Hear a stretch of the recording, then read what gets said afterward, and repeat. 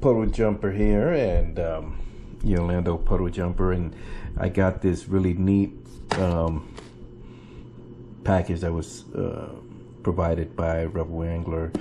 I want to give these guys a shout out, and of course it's 2 thumbs up, man. And let's take a look here.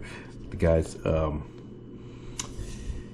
sent over for testing to see how well this little doohickey does out on the lake. Now this is a, real quick, this is a reel. It's just a reel right there. It's a bait caster. I love using bait casters. It's a Cast X. So now what we're looking for here is the ratio. So this is a speedy reel. It's a 7.3 1 ratio there. High gear ratio. Okay, does have 6 bearings, 6+1 bearings on there. Now it looks really neat. I kind of like the look and feel there. Okay, so we're gonna be testing this reel. I love bait casters. Basically, what it is, I got a couple of spinning reels as well, but I'm mainly into bait casters. So we're gonna be giving that a shot out there. The Cast X. Now we did have some fluorocarbon line. We have fluorocarbon here, and we have 18 pound braid line. It says braided line, 8 braided line. So let's take a look at that right quick. Oh, look at that color. It's a red color. Very interesting as well. I do like tossing braid as well. Now we do have this a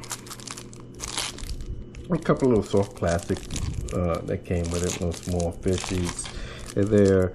Of course, we'll be using different lures, even testing some of the Rebel Angler lures that I got. I do have some lipless crankbaits there to test as well. We have this tube here. Let's take a quick look.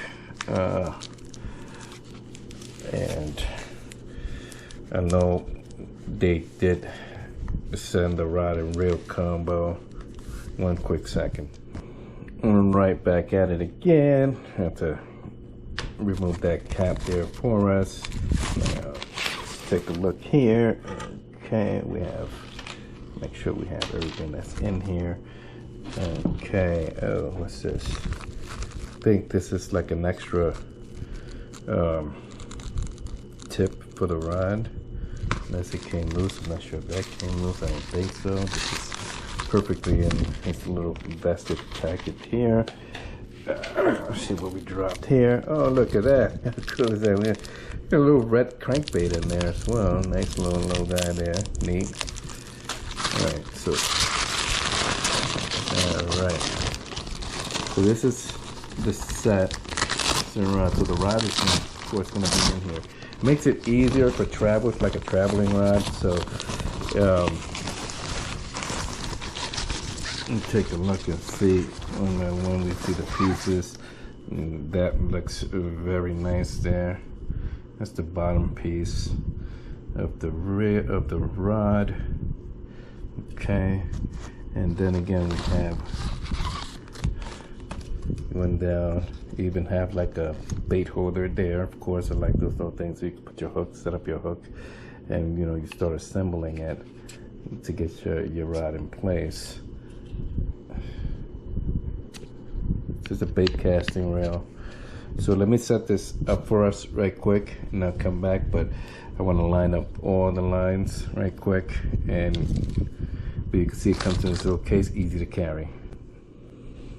Okay, so I went and I put the rod together, and as you can see, the reel is sitting on the rod there.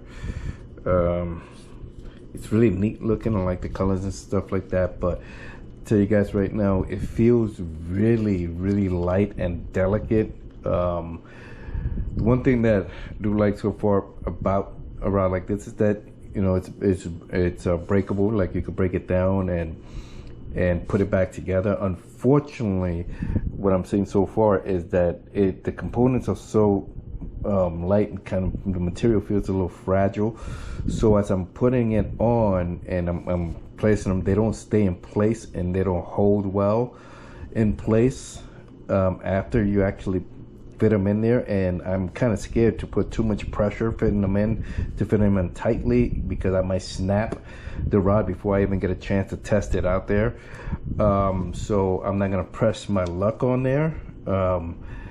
But definitely I don't want it to come off and fall apart and collapse while you got a fish on the line, right? So that's one of my fears so far. I think what it looks like is that this rod would definitely fare well if I am to put some, if I have to glue it and make it one solid piece rather than a breakable. But it would be nice, you know, to have one of those rods that you could break and disassemble and put back together while you're at the lake, so you don't have to be carrying or chugging around long rods. But either way, even though I do that as well, I got plenty of rods and I don't have no issue carrying them around, and I don't see any issues with me having to glue this baby together if it comes to be. But so far, like I said, that's the one pet peeve that I have, and how light it feels. But no, actually I like the lightness and stuff like that. It'd be like carrying the Excalibur, you know, light weapon that could do mass destruction with one swing. But I'm just hoping to see, I'm just looking to see how well it's gonna fare and hold with a fish on the end. But like I said, I got some parts where lining up the eyes, I want to make sure you line up the eyes correctly on your rod.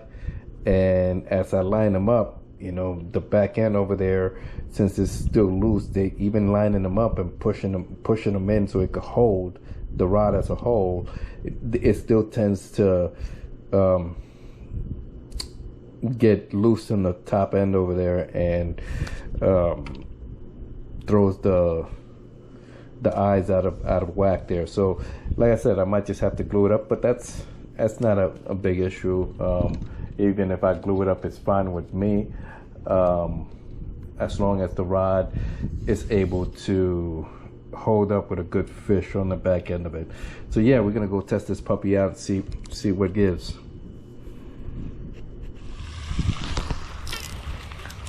Okay, fish on. We got a fish. We got a fish. We got a fish. We got a fish. Okay. This is a rod, got a decent bend to it. And this is a decent bass. This is not a small bass. It's a decent sized bass too. Lost the Senko. This again, every chance I get, I want to show you folks what I love using. These are finesse jigs. My go-to and preferred jig, even though I love using swim jigs as well, football head jigs, all types of jigs, but the finesse jig is my main go-to jig. Now this is what we got here, and a bass. Nice, beautiful bass. Put up a little fight there, but the rod still intact. Okay, there we got one. Okay, folks, there we got. Okay, so you notice how on this one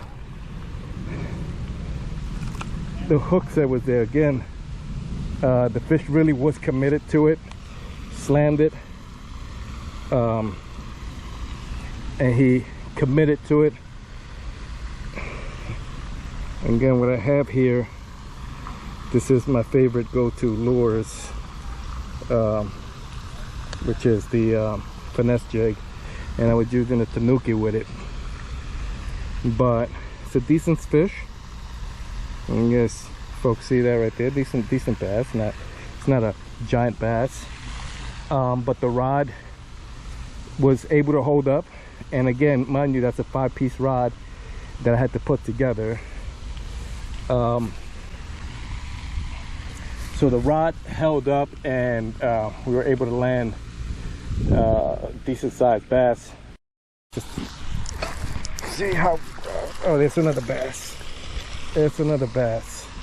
Okay, so as you can see, the rod is pulling bass out. We are getting the bites. We are getting the bites. This is second bass we caught out here.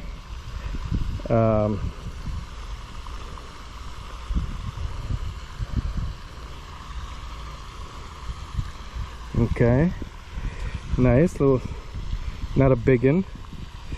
It's not a huge bass. Okay, but it's still bass nonetheless. We're able to pull out.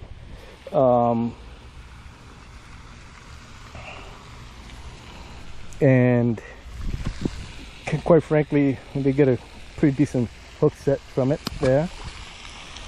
Okay, yeah, I kind of didn't like how I threw him there. A little side splash.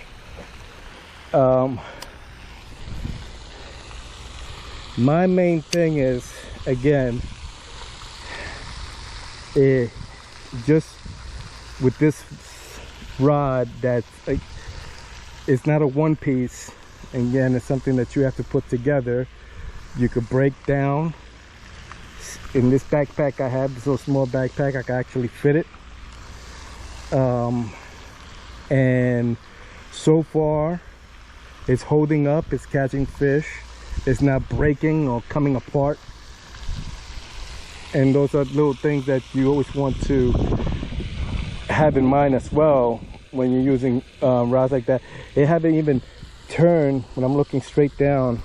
I'm not sure if I could show you folks how looking straight down, I'm gonna put it like this. I'm not sure if you guys are gonna be able to make that. I'll check the video later on to see how I was able to line that up. But you folks know you have the eyes here, the rings that run that line, how straight they still are from the time when I assembled it. I haven't seen any shifts, any changes on there, so it's holding right. It's holding true. I like that as well. Okay, so we were able to see so far how I've been able to catch some fish and land them with the Nomad combo from Rebel Anglers. Now the reel, real smooth. You see we have your magnetic brakes there. The knob to tighten your spool, your drag, and this is a 7-speed. Again, it's 7-speed, 7.31 ratio, and so it's a fast reel, fast action reel, and it has, again, 6+1 bearings. We're gonna start casting around here. You'll notice how it has a smooth release on the reel. Notice how it hit the water, and so far I have had no issues whatsoever with the reel. It hasn't spooled out of control. I haven't had to deal with any bird nests or anything like that. I've just been spending time just having fun trying to catch fish.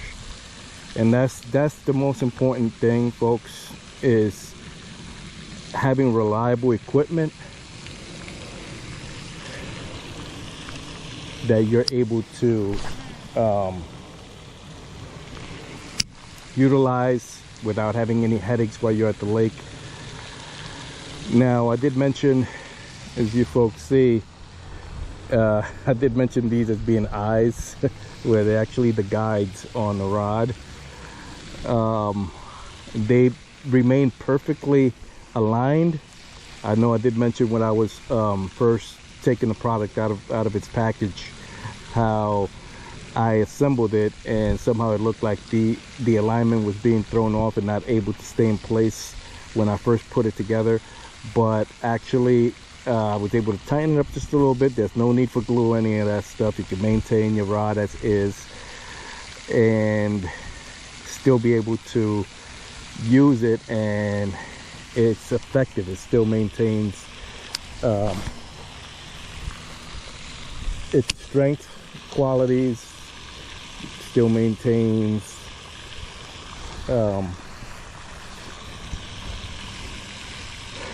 good stable function while you're out fishing lakes.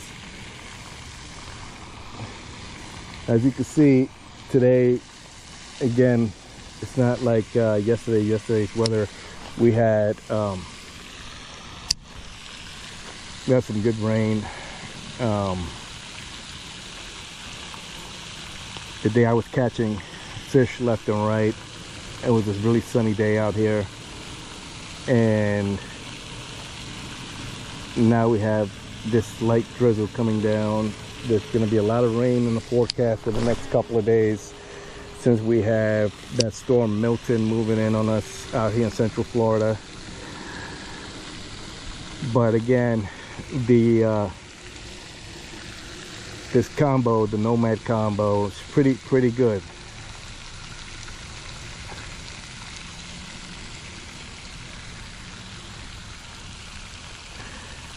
And you're gonna put it into tasking and just work it. Very light rod. Feels good on my hands. The one thing, folks, again, that I have, and I keep repeating, this is not bad for a 5-piece rod combo. Again, this is 5 pieces coming together to form one, like Voltron. Okay, and it's not a 1-piece rod. Now I want you guys to follow very closely what I'm about to say here. Now, a 1-piece rod is very effective depending on the material and length. I love to use 7-foot rod. This combo is a 7-foot rod. Again, we are looking at what a one piece rod would do, is that it will distribute, like, let's say those little bites, those little subtle bites that we might get. You are going to be able to feel it on your hands quickly. You're going to feel that, those tugs, those little small subtle bites, and that's what we want when we're pitching these when we're fishing any type of finesse jigs or finesse baits. Now, those subtle bites mean everything if you're able to feel it on your hands, if you're able to feel any curiosity or anything like that from the fish biting on the end. When you feel that, you're able to keep an eye on the line. Right now, you're looking at the line, you're trying to see more or less what where the fish is going with it. If you are feeling those subtle bites, you can feel it on your hands, and that's the important part, right? As long as you're feeling it and you feel those subtle, anything subtle, it lets you prepare, right? You can prepare yourself for the actual hook set. And oh, could have sworn I had something there. Because I did feel something. Again, you can prepare yourself and have a stance, and you can see where the line is going, so you could get really ready to set that hook. So those are the things that you want to look for on a rod as well. Now this one here per se,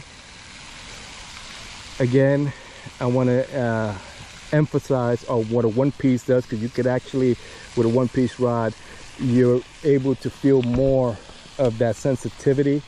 Since this one is broken into parts, the way that I make sense of it, right, and kind of like put two and two together, since it's broken up into 5 parts, it's gonna break that distribution of those subtle bites within each part of the rod before you actually feel it in your hands. And that's why, and the tip is very soft on this one. Like it's highly flexible on the front end, on the top end of it, which gives it a lot of wiggle room and a lot of play. So I'm not immediately sensing those soft bites like I really want to feel them, like those soft curiosity nibbles.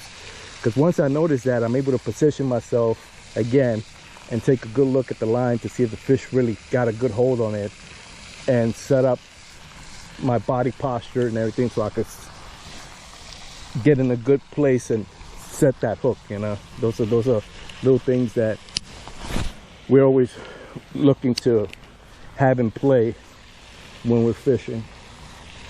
Now this rod, again, I don't want to take anything away from it. It's just that it is what it is with what you're getting for a rod that you could, that's not a one piece, it's not a whole rod. It is going to take away some of that that sensitivity portion of a rod, of a good one-piece rod. But with that being said, again, as you folks have been able to see, and I have been getting my bites, and I've been able to set some really good hooks and muscle those fish out of the water. The backbone of the rod is very important, the strength of the rod, and this rod is holding up. It's doing really well.